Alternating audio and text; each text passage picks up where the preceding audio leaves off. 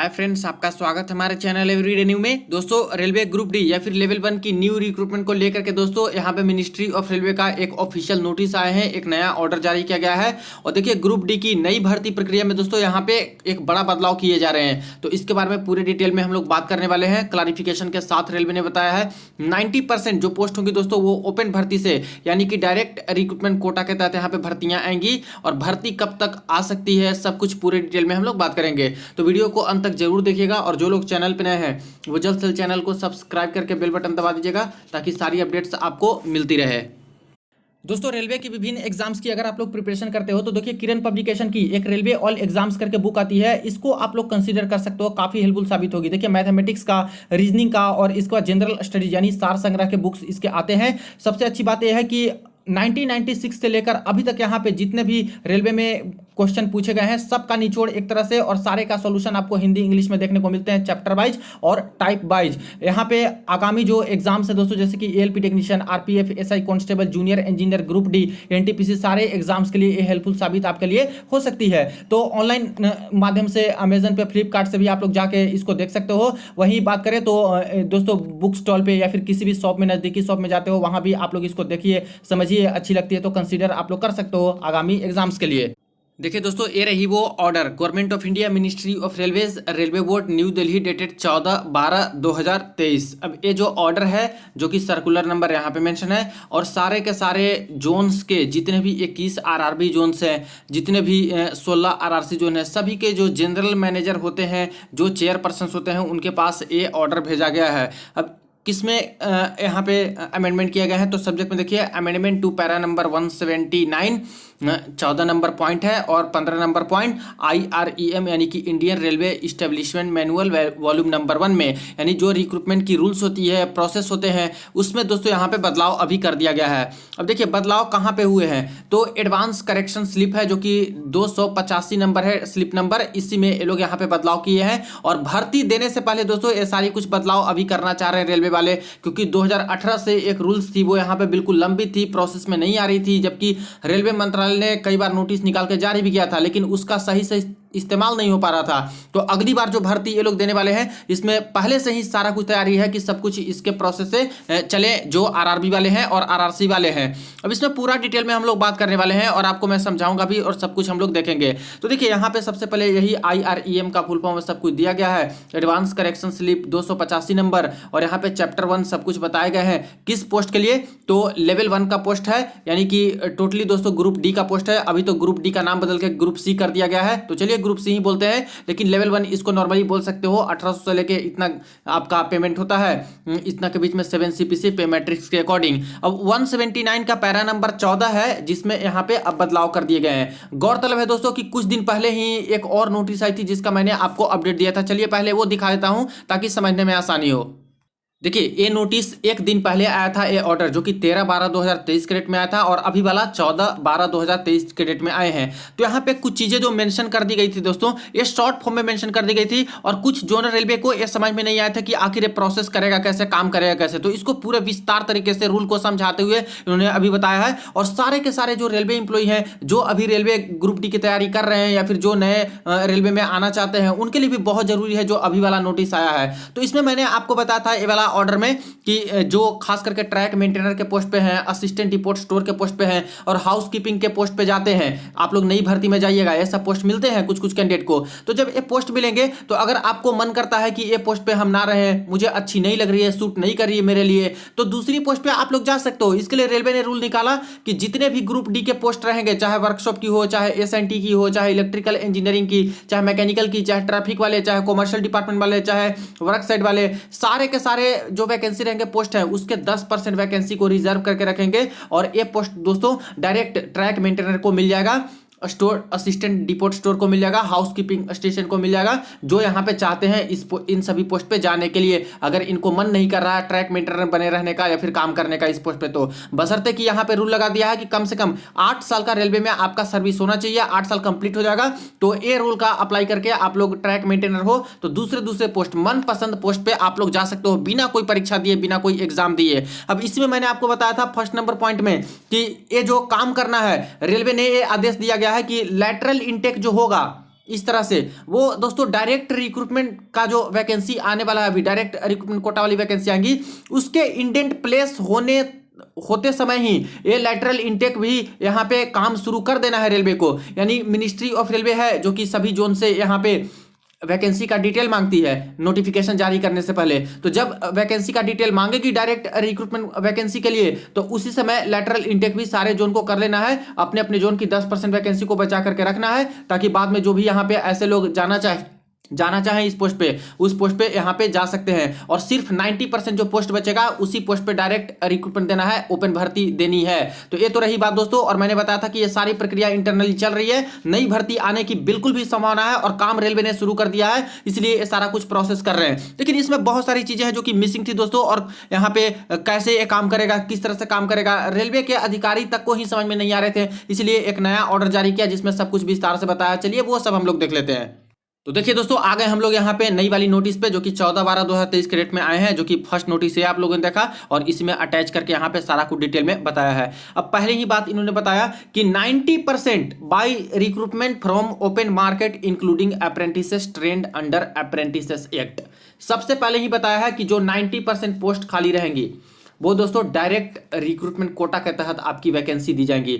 अब यहाँ पे ग्रुप डी लेवल 1 में आता है, तो इसमें एलडीसी का कोई बात रहता नहीं है, जीडीसी का कोई बात नहीं रहता है। जीडीसी में क्यों ही ये लेवल 1 का कराएंगे, डायरेक्ट भर्ती होती है, इसलिए जितने भी पोस्ट आते हैं सारे के सारे दोस्तों डायरेक्ट रिक्रूटमेंट पर निकलती है। लेकिन 10% अब नए रूल के अकॉर्डिंग ये लोग रिजर्व करके रख लेंगे, तो मात्र 90% जो पोस्ट होगी वही आपके डायरेक्ट रिक्रूटमेंट कोटा के तहत ओपन मार्केट के तहत निकाली जाएंगी। लेकिन इसमें इंक्लूडिंग कर दिया है क्या क्या, एक्ट अप्रेंटिसेस सीसीए वाले भी छात्र शामिल रहेंगे, प्लस यहाँ पे जो एक्स सर्विसमैन वाले शामिल रहते हैं और पीडब्ल्यूबीडी वाले भी शामिल रहते हैं। जैसा कि पहले से ये रूल है दोस्तों कि सीसीए वाले के लिए 20% सीट रिजर्व रहता है, एक्स सर्विसमैन के लिए 20% रिजर्व रहता है, और पीडब्ल्यूबीडी दिव्यांग छात्र के लिए टोटल वैकेंसी का 4% सीट यहाँ पे रिजर्व रहता है।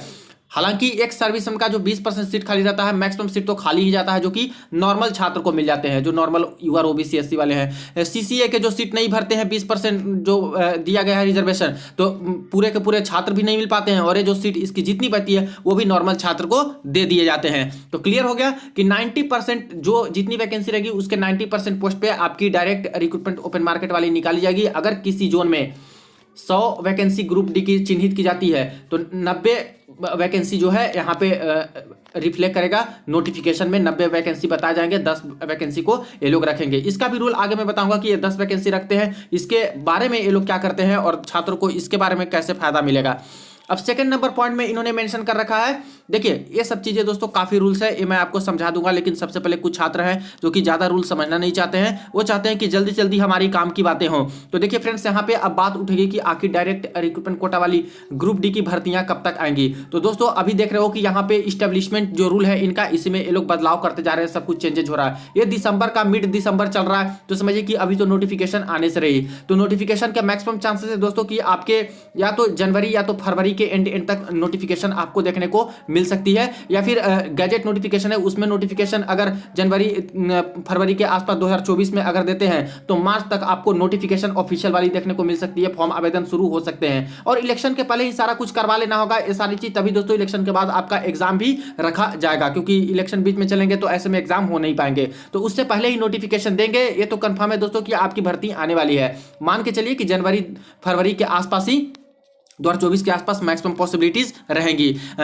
वैकेंसी का पता चल गया कि 90% जो वैकेंसी है आपको यहाँ पे देखने को मिलेंगी, और करीब करीब मान के चलिए कि 65,000 से प्लस वैकेंसी देखने को मिल सकती है। इससे कम नहीं रहेगा, इससे ज्यादा हो सकता है 1 लाख तक भी लोग वैकेंसी दे ले, जैसे कि 2018 में भर्ती कराए थे 63,000 पोस्ट पे, और इसके तुरंत बाद 2019 में नोटिफिकेशन निकाले तो 1,03,000 पोस्ट पे दे दिए। तो यहाँ पे अभी तक जो है रोस्टर और बाकी चीजें वैकेंसी की डिटेल है, सैंक्शन स्ट्रेंथ, उसका ब्यौरा दिया नहीं है ग्रुप डी का, क्योंकि अभी तो 2019 का प्रोसेस करा रहे हैं, तो उसका ब्यौरा नहीं दिया है, इसलिए पूरा डेटा निकल के आ नहीं रहा कि कितनी पोस्ट पे वैकेंसी आएंगी। लेकिन मान के चलिए सबसे ज्यादा पोस्ट इसी की आती है, तो 65,000 प्लस आपको वैकेंसी देखने को मिल सकती है। तो इंतजार करना होगा अभी नई वैकेंसी के लिए, वही जनवरी फरवरी के आसपास चांसेस बनेंगे। अब आगे जो समझना चाहते हैं वो सब कुछ समझ लीजिए फ्रेंड्स, क्योंकि ये जरूरी है, आपकी भर्ती हो जाएंगी, रिक्रूटमेंट हो जाएंगे, तब भी आपके काम आएंगे। सेकंड नंबर पॉइंट में इन्होंने बोला है कि 10% जो वैकेंसी होगा वो तो ये सारे डिपार्टमेंट में आप लोग जा सकते हो, इसलिए रेलवे वाले को बोला गया है कि 10% वैकेंसी को आप लोग को रिजर्व करके रखना है। इसके बाद यहां पे देख लीजिए नेक्स्ट जो यहाँ पे ए नंबर पॉइंट है। अब इसको समझिएगा, इसका इन्होंने ब्यौरा दिया है। यही चीजें तो रेलवे को ही समझ में नहीं आ रही थी, जो जनरल मैनेजर या फिर है, तो इसको विस्तार में समझाया। तो पहला पॉइंट में देखिए, जो 10% यहाँ पे वैकेंसी को रिजर्व करेंगे, ठीक है, 100 वैकेंसी है, 10% रिजर्व करके रख दिया ट्रैक मेंटेनर के लिए, स्टोर डिपार्टमेंट के लिए, जो 8 साल सर्विस कर चुके हैं। लेकिन ये जो 10% वैकेंसी रिजर्व किया, आखिर इसके जगह पे क्या होगा? तो इन्होंने क्या बोला है, देखिए, इन्होंने बोला है will be clubbed to recruit equivalent number of track maintainers in addition to intake of track maintainer decided for the engineering department. यानी जो 10% सीट रिजर्व करेंगे और दूसरे छात्र को जो 8 साल सर्विस कर चुके हैं, उनको अगर ये सीट मिल जाएगी इस जगह पे, दूसरे पोस्ट पे, कोई वर्कशॉप ले लिए, कोई कुछ ले लिया, कोई कुछ ले लिए, तो ये एक लेवल 1 के तहत का पोस्ट माना जाएगा। और ये जो पोस्ट खाली हो गई इनकी, जैसे ट्रैक मेंटेनर पे पहले काम कर रहे थे और चले गए दूसरे पोस्ट पे, तो इनकी तो पोस्ट खाली हो गई। कोई चले गए पॉइंट्समैन पे, तो इनकी तो अपनी ट्रैक मेंटेनर वाली पोस्ट खाली हो गई। तो ये जो पोस्ट खाली हो जाएगी 10%, ये दोस्तों डायरेक्ट रिक्रूटमेंट कोटा के तहत क्लब्ड कर दिया जाएगा। और यहां पे साफ साफ बोला है कि equivalent number of track maintainer की भर्ती एक्स्ट्रा आएंगी, यानी डायरेक्ट रिक्रूटमेंट जब आएंगी उसमें 10% जब दूसरे डिपार्टमेंट में छात्र को ये लोग ले रहे हैं एम्प्लॉय को, तो वो 10% के आसपास एक्स्ट्रा सीट आपको डायरेक्ट रिक्रूटमेंट भर्ती में देखने को मिलेगी। ये बात उस दिन भी मैंने आपको बताया था, क्योंकि मुझे रूल पहले से ही पता था। तो ये सारी चीजें हैं दोस्तों कि 10% कहीं नहीं गया है, 10% पे एक्स्ट्रा को लेंगे, तो ये 10% यहाँ पे एक्स्ट्रा पोस्ट खाली होंगी, उस पर डायरेक्ट रिक्रूटमेंट के तहत ही देंगे। आगे देख लेते हैं, सेकंड नंबर पॉइंट में मेंशन है track man in regular employee in engineering department should be laterally transferred to this department whose 10% vacancy have been clubbed and utilized for recruitment of trackman. Other department will be allowed to induct fresh personnel। यानी यही देखिए कि other department में 90% होगी, लेकिन track maintainer में यहाँ पे 10% एक्स्ट्रा जाएंगे, तो 10% एक्स्ट्रा ऐड करके आपको वैकेंसी दी जाएगी डायरेक्ट रिक्रूटमेंट के तहत। नेक्स्ट है a track maintainer in level 2 possessing the required eligibility condition if desirous of moving to other department through lateral induction will be allowed to do so if he accepts reversion to level 1। यानी कोई ऐसे बंदे हैं जो level 2 तक पहुंच गए हैं, ट्रैक मेंटेनर में ज्वाइन हुए, 8 साल नौकरी की है, लेवल 2 में पहुंच गए, लेवल 1 से प्रमोशन लेते लेते। अगर इनको लगता है कि हाँ मुझे अच्छा नहीं लग रहा है जॉब, मुझे इस रूल का फायदा उठा करके दूसरा डिपार्टमेंट में जाना है, यानी पॉइंट्समैन बनने का, मान लेते हैं कि इन्हें भूत सवार हो गया, या फिर वर्कशॉप में जाने का इन्हें लगा कि भाई हम चलते हैं वर्कशॉप में जॉब करते हैं, मेरे लिए ठीक नहीं है, तो ऐसे केस में रेलवे ने यह भी बोल दिया कि जो लेवल 2 में भी काम कर रहे हैं वो भी यहाँ पे ये रूल को फायदा उठा सकते हैं, बशर्ते कि वो अपना लेवल 1 करवाने के लिए राजी हों। अब बताइए कि कोई लेवल 2 में जॉब कर रहे हैं, कितने ऐसे होंगे जो लेवल 1 में आना चाहेंगे बाद में ये रूल को अपना करके? बहुत कम होंगे, चाहे ना के बराबर होंगे। क्यों ही जाएंगे कोई लेवल 2 में रहने के बाद लेवल 1 में? लेकिन फिर भी अगर किसी को इस तरह का भूत सवार हो गया कि हाँ भाई हमें दूसरे पोस्ट पे जाना है लेवल 1 में, तो ये बोल दिया है कि आप लोग अगर अपना लेवल घटाना चाहते हो, लेवल 2 से लेवल 1 में आना चाहते हो रिवर्स करके, तो ऐसे केस में ये रूल लागू हो जाएगा आप पे और आपको वो पोस्ट मिल जाएगी, पॉइंट्समैन की, वर्कशॉप की जो पोस्ट चाहिए वो हम लोग दे देंगे। लेकिन जो पोस्ट पे आपकी ज्वाइनिंग होगी वो लेवल 1 मानी जाएगी और आपकी सैलरी उसी के अकॉर्डिंग मिलेगी, ना कि लेवल 2 के अकॉर्डिंग। तो ये चीजें भी समझ गए। नेक्स्ट है applications for lateral transfer of track maintainer assistant of store department and housekeeping assistant of various department should be called for and applicant shortlisted on the basis of seniority based on the length of the service. यानी ये कैसे process करेगा? तो division wise काम करता है दोस्तों, zone wise काम नहीं करता है। तो आपके डिवीजन में ऐसे ऐसे पोस्ट जितने खाली रहेंगे 10% के आसपास, आपके डिवीजन की तरफ से एक निकाली जाएगी ऑनलाइन आवेदन करने के लिए, उसको आवेदन कीजिएगा, उसमें आपकी सीनियरिटी देखी जाएगी कि आपके कितने सीनियर हैं। कोई 8 साल जॉब किए अप्लाई कर दिए, कोई 10 साल जॉब किए अप्लाई कर दिए, तो पहले किनको कंसिडर किया जाएगा? क्योंकि ये सीनियर है, 10 साल आपसे जॉब, 2 साल एक्स्ट्रा जॉब किए हैं, तो इनको पहले ये रूल का फायदा उठा करके इनको ये पोस्ट दिया जाएगा। तो सीनियरिटी देख करके और लेंथ ऑफ सर्विस, जितना ज्यादा जो सर्विस किए हैं उनको सबसे पहले यहाँ पे क्रेडिट देते हुए उनको इस रूल का फायदा मिलेगा। नेक्स्ट है for transfer to other department track maintainer assistant report store and housekeeping assistant of various department should be suitable in all respect. अब ट्रांसफर होगा कैसे दूसरे डिपार्टमेंट में? तो इसके रिगार्डिंग भी रूल है, किसको किसको ट्रांसफर मिलेगा, किसको किसको नहीं मिलेगा दूसरे डिपार्टमेंट में। तो पहला बी लिटरेट, वो पढ़े लिखे होने चाहिए। अब पढ़े लिखे से क्या मतलब है? जब ग्रुप डी में नौकरी कर रहे हैं तो हम लोग तो घास छिलके तो गए नहीं होंगे, पढ़े लिखे ही होंगे भाई, एग्जाम देके गए होंगे। तो इसके समझाने का मतलब यही है फ्रेंड्स कि कुछ लोग ऐसे भी होते हैं रेलवे में जिनके यहाँ पे पिताजी डेथ कर गए या फिर जिनके पति डेथ कर गए, तो उनको अनुकंपा पे जॉब लग जाती है, यानी कि कॉम्पैशनेट ग्राउंड पे उनको जॉब लग जाती है। तो ऐसे केस में उस पोस्ट के लिए क्वालिफाइड भी नहीं होते हैं, तभी रेलवे को यहाँ पे जॉब देनी पड़ती है। कुछ केसेस में जो रूल है पहले से चलते आ रहा है, तो भाई देना तो पड़ेगा, तो दे देते हैं। तो ये बोला है कि जो पोस्ट पे जाना चाहते हो कम से कम उसके लिए तो आपको हिट रेट मिनिमम होना ही चाहिए, ये इन्होंने बोल रखा है। ठीक है, नेक्स्ट है पोसेस फिजिकल स्टैंडर्ड, उस पोस्ट के लिए फिजिकल स्टैंडर्ड आपका होना चाहिए या फिर वर्कशॉप में जा रहे हो तो। इसके बाद सी में है have aptitude for work to which they are to be transferred, आपके पास उतना तो क्षमता होना चाहिए उस वर्क को करने के लिए। अगर कोई ट्रैकमैन है, अब पॉइंट्समैन में जाना चाहते हैं तो खैर कहिए कि इससे तो थोड़ा कम ही करना पड़ेगा, ट्रैकमैन में कुछ ज़्यादा ही हो जाता है, तो ये कर लेंगे, कोई दिक्कत वाली बात नहीं है। तो ये बोल रहे हैं कि क्षमता आपकी होनी चाहिए उतनी।